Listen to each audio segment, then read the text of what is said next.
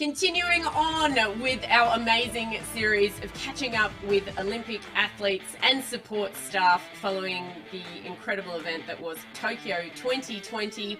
On the line, we have the most successful 470 male sailor of all time, and you won't be beaten now, Matt Belcher. Welcome to the show. How are you? Good. Thanks. Thanks for the invite. No worries. It's awesome to have Good you. way to break up hotel quarantine as well. Yes, I know. I'm out tomorrow. I've got my little pass now, so I'm pretty excited. I've only got a couple more days, so I'm looking forward to getting out of here and getting home to see Riki and the kids. Oh, I bet you can't wait. You're very much a family man, but the reason why you're a little bit behind me is because you were the flag bearer at the closing ceremony. What a privilege. Yeah, it was really humbling actually, just to have that opportunity. And I remember when Ian was trying to call me when I were packing containers and completely sweaty and trying to work out what gear's going to go where.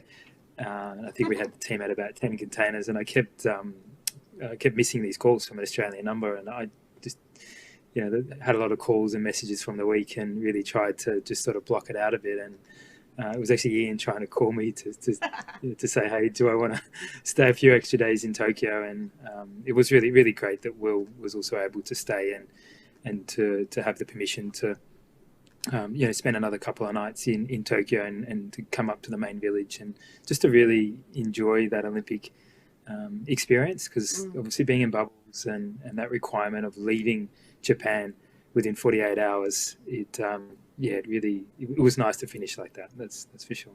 Yeah, definitely. I mean, you didn't really get to experience the opening ceremony. You had a job to do, basically, and that was not the focus at the time. But I mean, this Olympics, talk to me a little bit about it to start with. It was a different games, wasn't it? It's your third. Very different. Yeah, it was. It's been a bit of a roller coaster. I think having an extra year added a lot of complications as well, and a lot of extra balance, and particularly with family and just trying to keep up the intensity and the volume and fitness and everything else, and just keeping the program together with so much uncertainty of what's happening. And when the pandemic really started, it sort of brought out a lot of things, and the importance of what you're doing, and obviously spending a lot of time wanting to spend a lot of time at home with family and with everything that happened. Just it made training very difficult. The fact that Will and I were in different states, we were getting locked out constantly.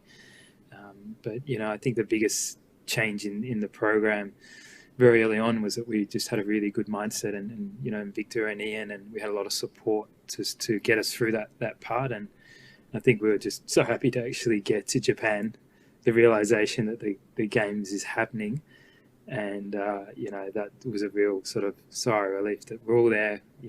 Let's just focus on our performance, and you can see we're straight back out of the games and into quarantine, and everything is just about health and COVID and that side of it. So we're just fortunate to have that time that we could perform. Absolutely. And you mentioned the difficulty in training. I spoke with Victor yesterday.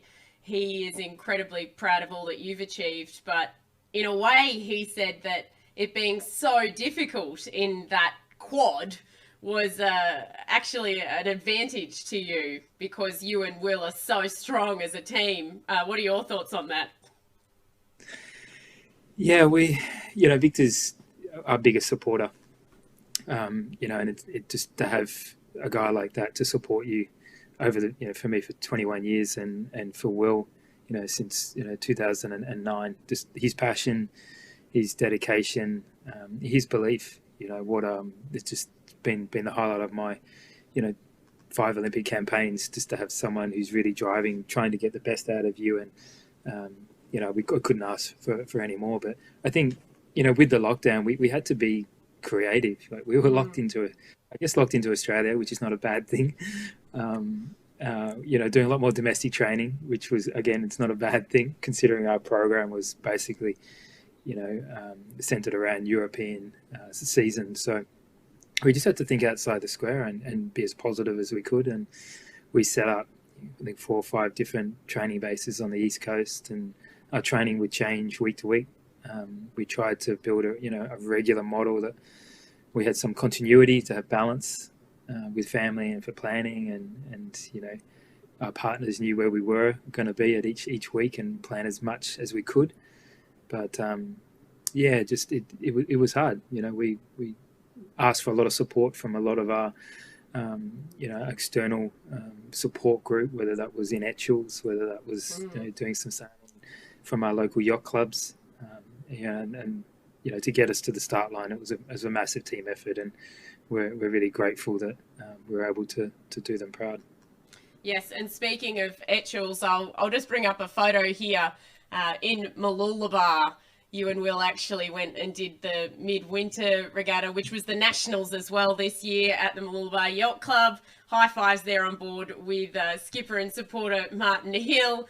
It was fun to see you sailing in a different class. Yeah, I love the Etchell. More important, I love the people that are involved in the class, and it was actually a strategy of ours with the lockdown that we don't have a big fleet in Australia in 470. So we knew that getting high-level racing in 470s it wasn't going to be possible. So we explored the areas, and obviously with our contacts and the support of Martin, obviously Ian's involvement with Etchell Racing. There were so many guys that we knew that really wanted to try and help, and even to the point where we're organising events based in Sydney around our sailing schedule. And the response was just absolutely amazing. And being in lockdown, the first group of guys to call are all Etchell sailors, and it's just it's really amazing to get in and get high level fleet racing, and that really helped us just to hone our skills and just to feel what it's like to get good competition. Because you talk about helping you, and I'm going to bring up a few different photos now, and we'll go backwards a little bit. Here is, and this one is awesome, but here is sort of you in the start of your sailing career with your brother there, Daniel, and you mentioned 21 years of being coached by Victor. So, I mean, it's been a long road, an amazing road as well, because now I'll bring up a picture of you and Malcolm, a gold medal in London. And then that was followed up with a silver in Rio. And now I'm going to bring up this image here, the cover of Victor's book, The Medal Maker, and that shot in Rio. And you say help you because you need so much help as a gold medalist and then a silver medalist. You were world number 1 before the world shut down. And that must have been an incredibly tough situation to be in, because winning silver for some might be amazing, but for others it's a reason to go again. And it was do or die for this campaign. And I think, is that why you say you needed help being a silver medalist? I think, it's a big risk. Like, obviously we're very proud of our silver medal. We always called it a platinum. It was a platinum medal. And you can hear that with some of the athletes that have just had such a big battle, like how important individually or as a small team those medals are and those circumstances, and it's quite personal in that sense. And we felt Rio, we had really good preparations. It just didn't really go our way. We were in the protest room a lot from things. We just had different circumstances that we just felt we couldn't quite deliver our best performance. And the Croatian team 100% deserved to win. They won the World Championships that year. And a lot of it is about, particularly at Olympics, is about getting a good rhythm early and just starting off well and then slowly building and keeping things simple and just, you almost want to try and go under the radar a little bit, particularly in the first part of the event, that you can, just get your own rhythm. And we just couldn't get that in Rio. And, to have the support to say to your my wife, the kids, my family, sponsors, supporters, the team, hey, let's invest another 4 to 5 years just to maybe take the risk to, have 1 week to perform. And all we want to do is to maybe get up, one more step up on the dais. And, it's a big ask, and I guess with COVID, it just really highlighted the motivation of finishing this off. We'd invested so much time, so much energy from our partners, from the team, and financial support, and I guess that really probably drove us, to when we got to Japan. It was all about, doing what we wanted to do, standing on the top dice, and that 100% focus was that it was almost that we couldn't afford not to get that result. And I guess when it works out, you just sit back and think, how lucky was that? That's such a cool opportunity, and just makes you really proud that we're able to put that program together, and to have it with Ian, and for Victor, and for our friends and family, for your kids, for your sailing community. That's all you could ever ask for. Oh, and let me tell you, you inspired so many, not just with this gold medal, but with what you've also given back to the sailing community. But I'm going to take you through what you said just at the start of this, which was getting that momentum early. And then I'm going to ask you about what it actually does take to win gold. So I'm letting you have a minute to prepare that in your mind. But after every race, there's something pretty special about this Olympics. And after every single race, speaking about momentum, you can nearly find a photo after every race of you and Will having a bit of a fist bump situation. And that was you guys saying, all right, another good race under the belt. Momentum's still going. Yeah, we just wanted to start off well, and it can be as simple as just having the right wind conditions, or your favorite wind conditions on day one. And throughout those last sort of 15, 18 months, our team really unified, and particularly Will and I's relationship, we were fully invested. The clarity and the goal became very, very clear. We got used to any of the challenges, whether that's restrictions of training or not. We just said, hey, let's take it on, and got to the point where Ian and Victor and Will drive middle of the night, through the night, just to get to Tweed Heads, because it's the only place that we could train. I would drive starting at midnight and get to whatever venue we needed to, and I think that was a really good bonding for us, just to, as a team, to really be on the same page and to be really clear about what we wanted to do.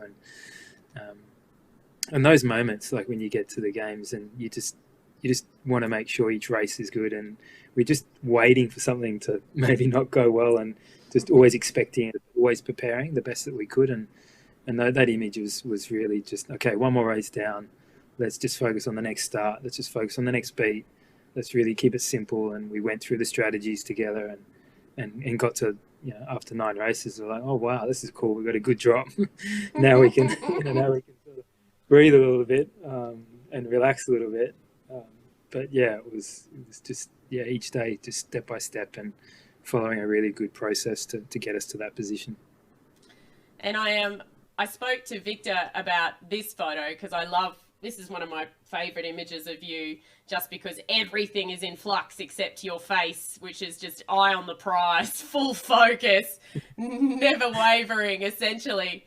And that's where I want to talk to you about what does it take when you have to invest everything to go towards something like, I'm going to win gold, and that's it. I have no other option.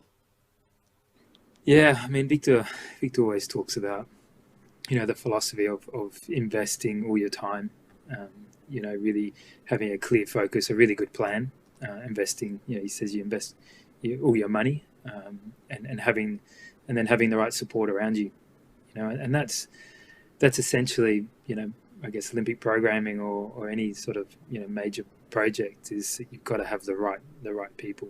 You've got to have that underlying trust between you and your partner, and that willingness to just do whatever it takes and support each other, no matter if a right decision or a bad decision.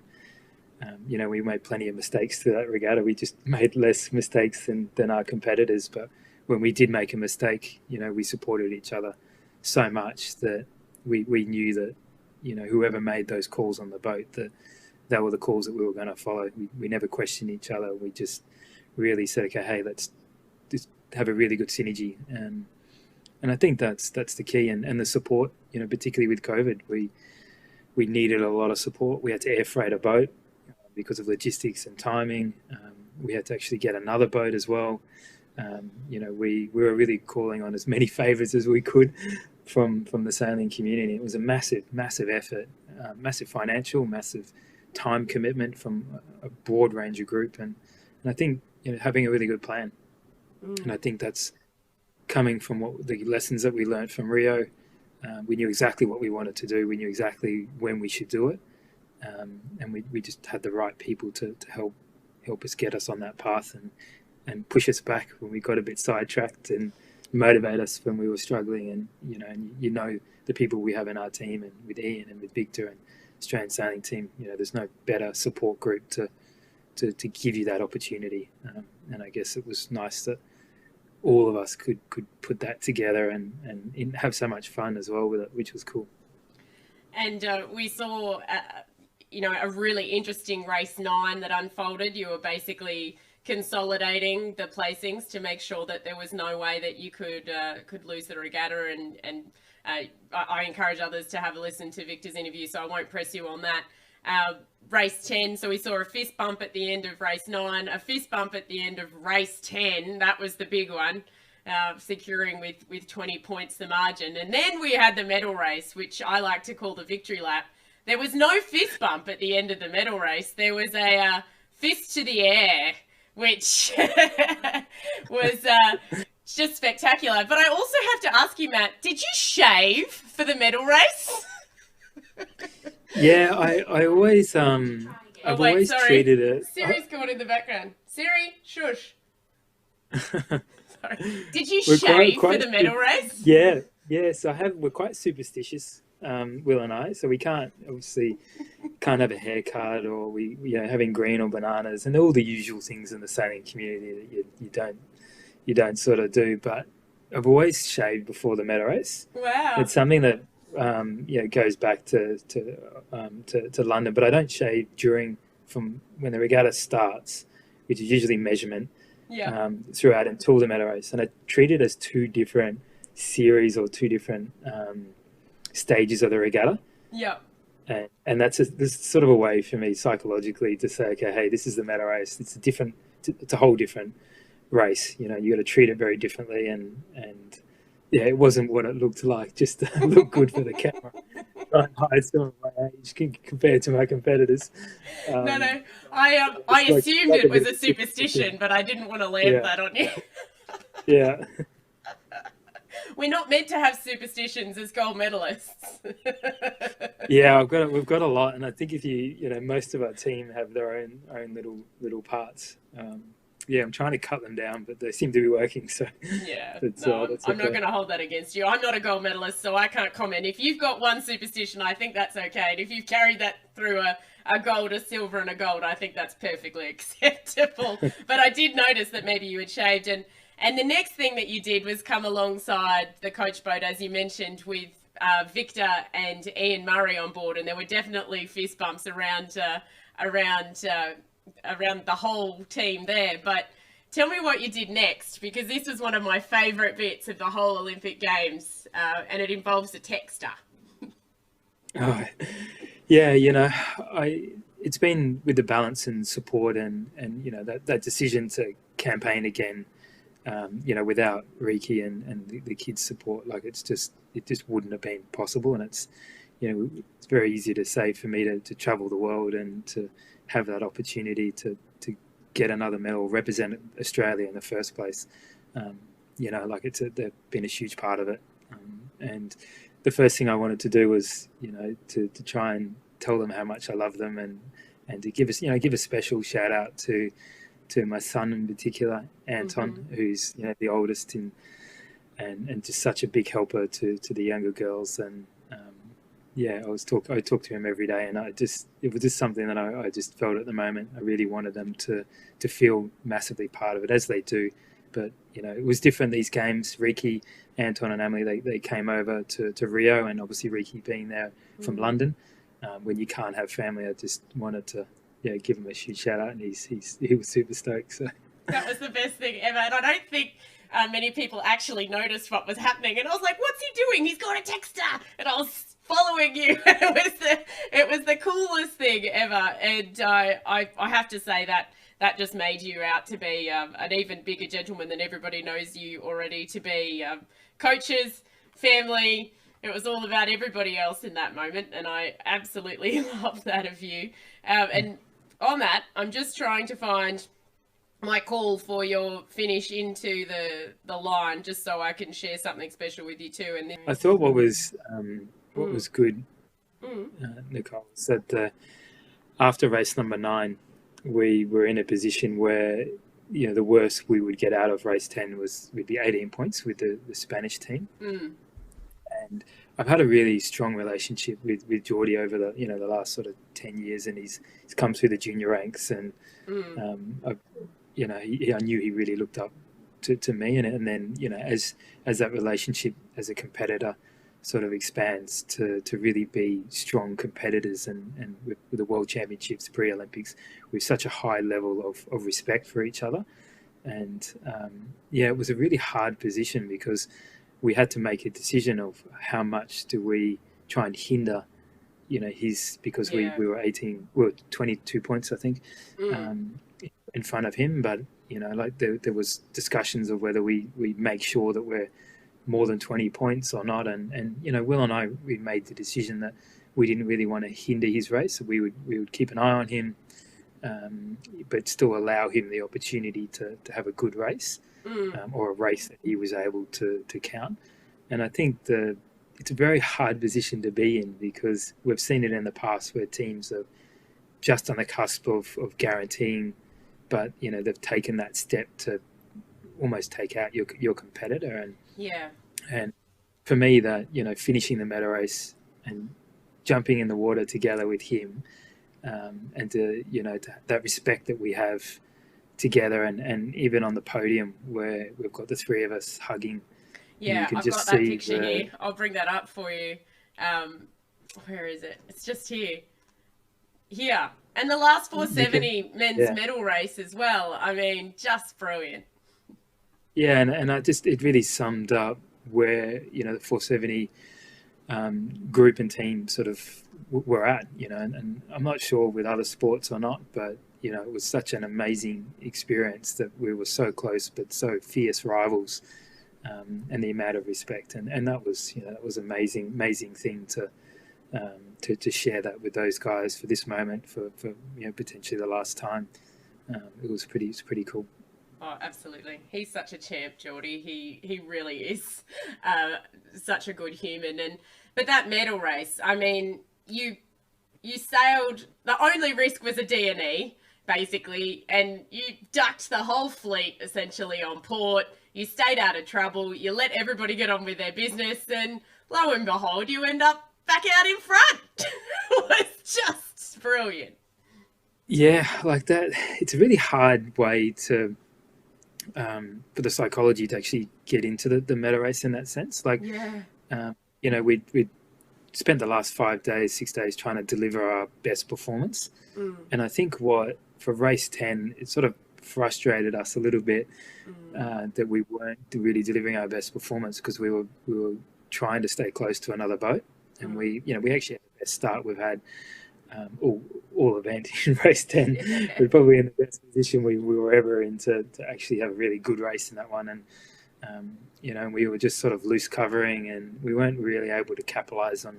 So we had a strange feeling after that race. Obviously very proud and very happy, but it just shows you how competitive and how focused Will and I were. And the plan for the meta race was obviously not be over, but a lot of the mentality was, you don't actually have to really race. You just get around the course and don't be over, and it's pretty simple.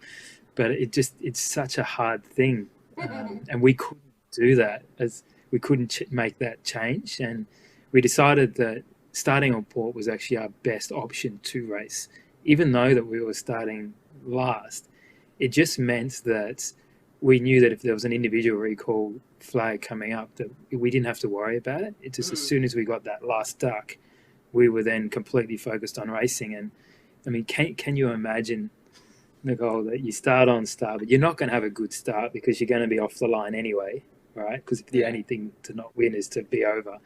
And then the individual flag goes up, and then you're thinking, do I go back? Like, I know I'm not over. Well, I mean, this would be an absolute disaster. So as part of our strategy, we said, hey, like, let's just start on port, you know, and then as soon as we start, then we can race.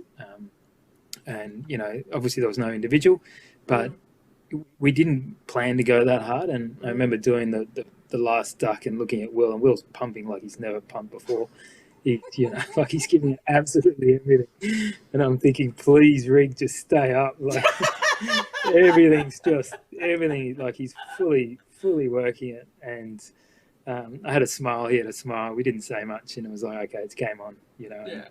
And it was, I think we just wanted to go out well and enjoy that last bit of pressure together and being in that environment. And you know, that's been such a cool journey together to have that underlying trust as a partnership that, you know, whatever the circumstance, whatever the amount of pressure, whatever the moment, we can really rely on each other. And that was a good way it was a nice way to finish. And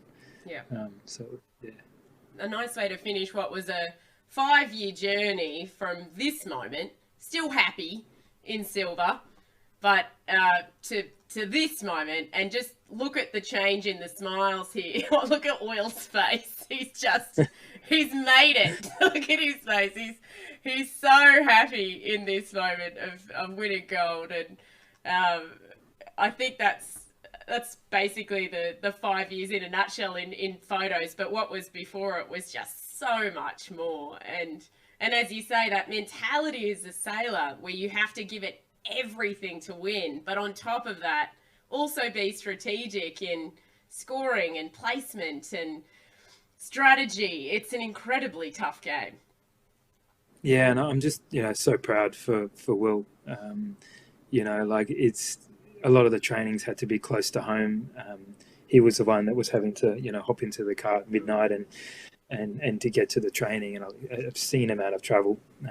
You know, I thought I was doing a lot, but, you know, he was doing that extra bit more. And, you know, his drive, his support, like he was so happy, you know, for him to share that, what it's like to be an Olympic champion and to do that together, and the friendship and the partnership. You know, he gave it 110%, and, you know, he got the reward, and our team got the reward. But yeah, it was pretty, he was amazing.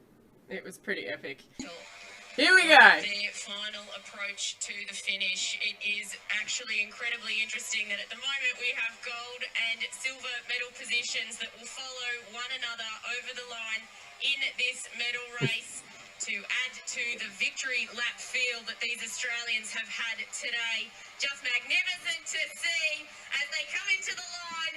Massive smiles on both the face of Mathew Belcher and Will Ryan. They back up their silver medal from Rio 2016 with a gold here in Tokyo as part of the sailing competition for Tokyo 2020.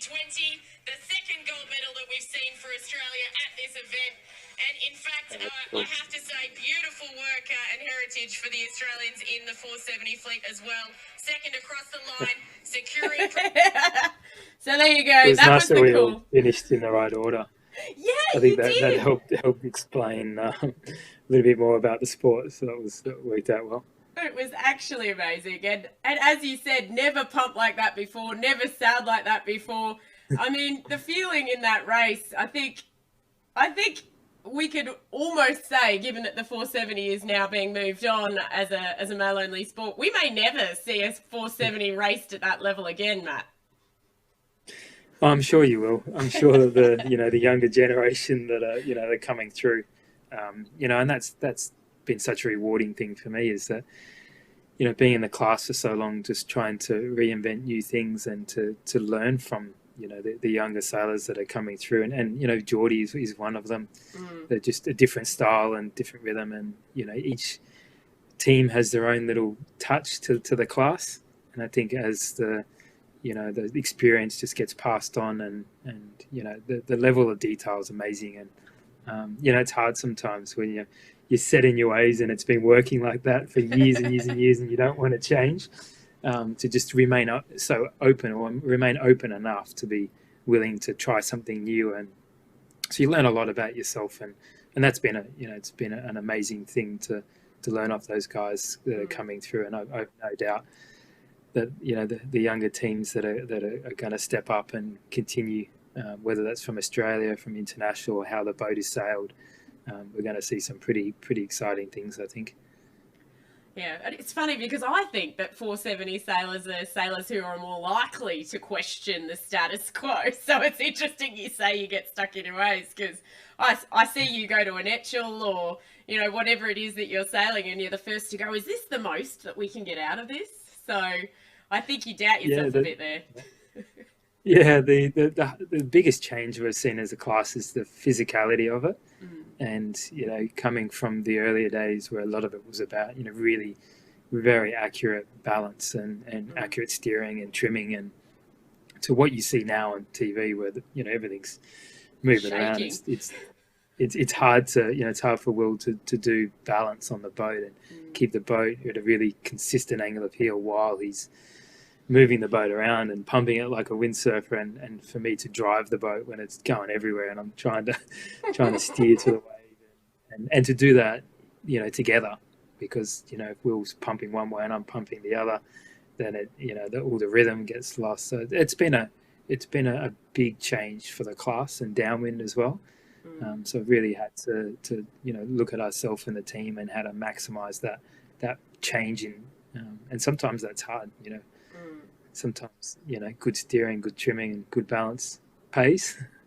But, a lot of the time now it's really just, being fit enough and investing enough time in the gym, and to be able to sustain those sort of high heart rates, and across not only, the 7 days, but just the hour-long race. It can be pretty brutal at times.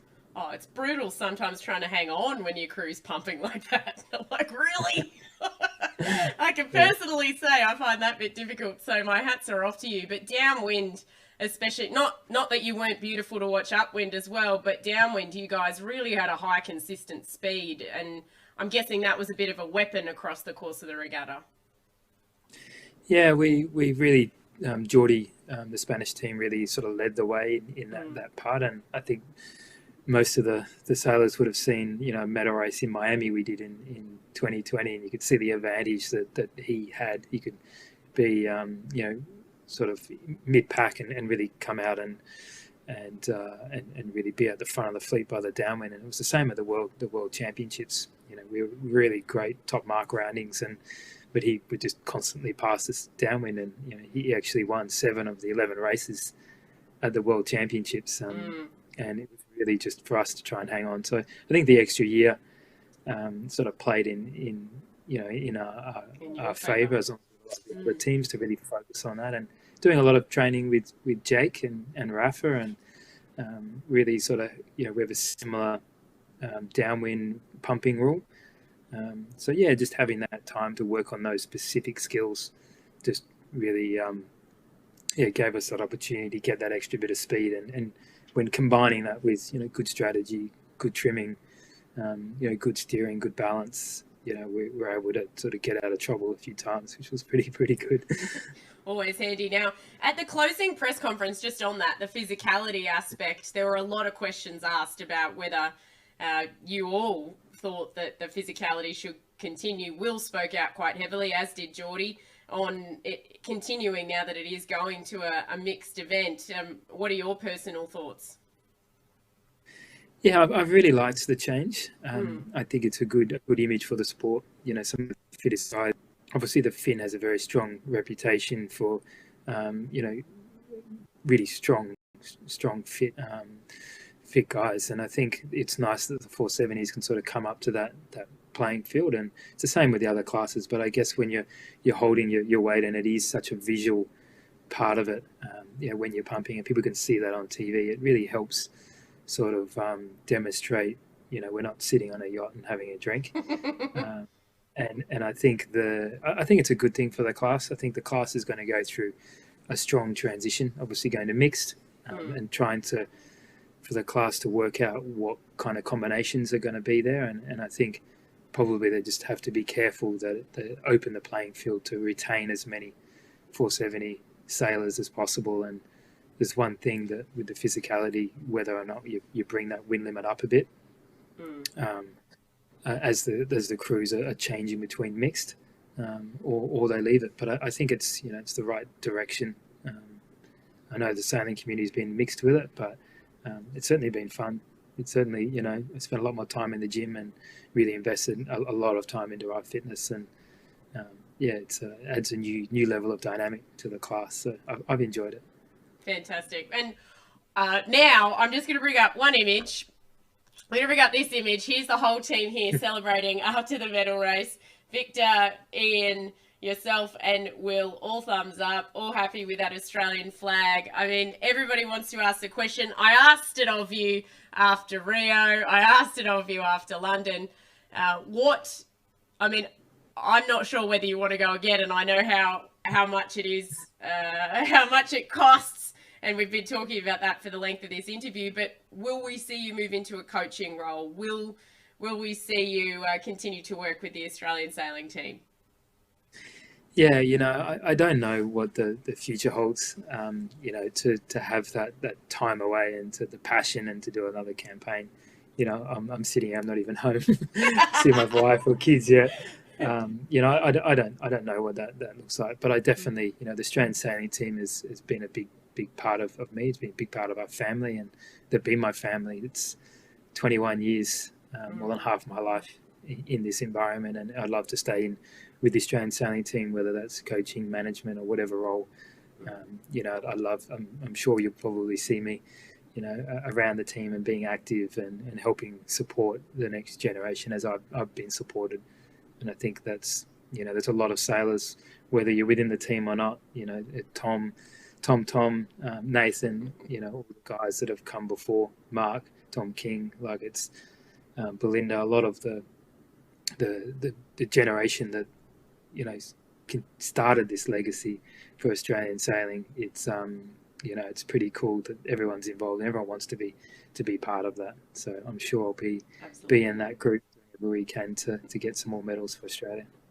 Well, that's fantastic to hear, because we definitely don't want to lose you, your talent, your passion, everything that you've given to sailing and everything that the Australian sailing team has given to the Australian public in the past few weeks, and the Australian Olympic team in a broader spectrum as well. It's not been an easy few years, so thank you for all you've given to your country.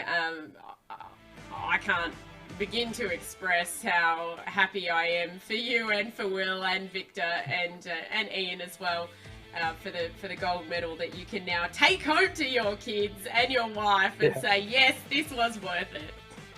Yeah, thanks Nic, really appreciate it. It was great to have you over there as well and to share those moments together. It was really nice. It was pretty special. Thank you so much, Matt. We will talk with as many athletes as we can in the coming days. I have spoken with Dylan Fletcher as well about the 49er medal race. That was insane, winning for the Great British team. I'll also talk with Matt Wern. You can check out my chat with Victor, which is already up online, Matt's coach, as well as Blackburn, who's just coached 3 consecutive laser gold medals.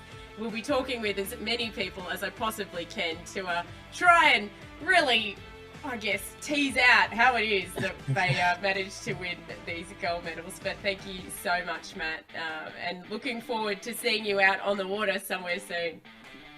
Sounds good. Look forward to it.